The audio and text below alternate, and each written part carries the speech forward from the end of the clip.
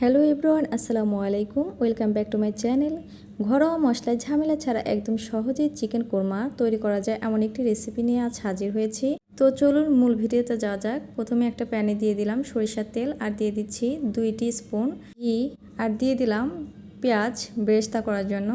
লালচে আকার ধারণ করলে এটাকে এক সাইডে রেখে তেল ঝরিয়ে রেখে দিব। দেখতেই পারছেন আমার বেরেস্তা করা হয়ে গেছে। এটাকে এক সাইডে রেখে দিব। আর এখানে দেখতেই পারছেন চিকেন, তো এখানে দিয়ে দিচ্ছি মরিচের গুঁড়ো আর দিয়ে দিচ্ছি লবণ। এটাকে সুন্দর করে হাতে ম্যারিনেট করে নিয়েছি। এখন সেই প্যানেতেই দিয়ে দিচ্ছি চিকেনগুলো, হালকা আছে ভেজে নেব কিছুক্ষণ।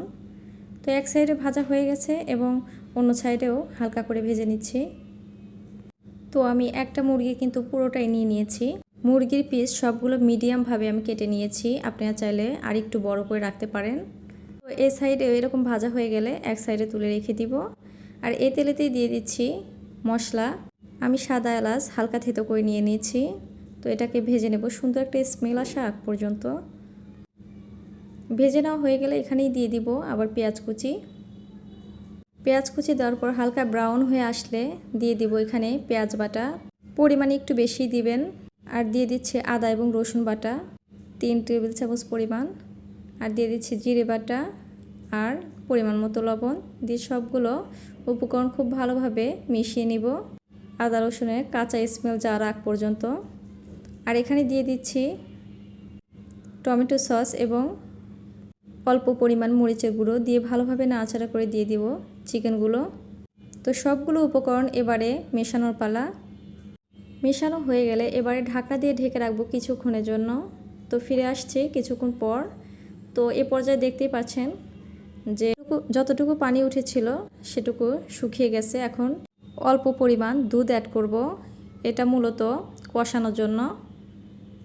তো এইভাবে সবগুলো নাড়াচাড়া করে এখন মিশিয়ে নিয়ে ঢাকনা দিয়ে ঢেকে রাখবো আরও কিছুক্ষণের জন্য।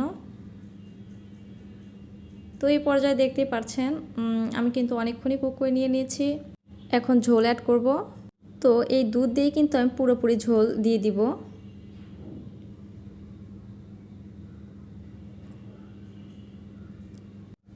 সর্বমোট বড় কাপের 1 কাপ দিয়ে দিলাম। এখন এবারে ভালোভাবে নাড়াচাড়া করে মিশিয়ে নিয়ে ঢাকনা দিয়ে ঢেকে রাখবো আরও কিছুক্ষণের জন্য। তো এ পর্যায়ে আমি দিয়ে দেব ফালি করে রাখা কাঁচামরিচ, আর দিয়ে দিচ্ছি বেরেস্তা। এটাকে আমি হালকা গুঁড়ো করে নিয়েছি হাতের সাহায্যে। এখন দিয়ে দিব কিছুটা পরিমাণ ঘি।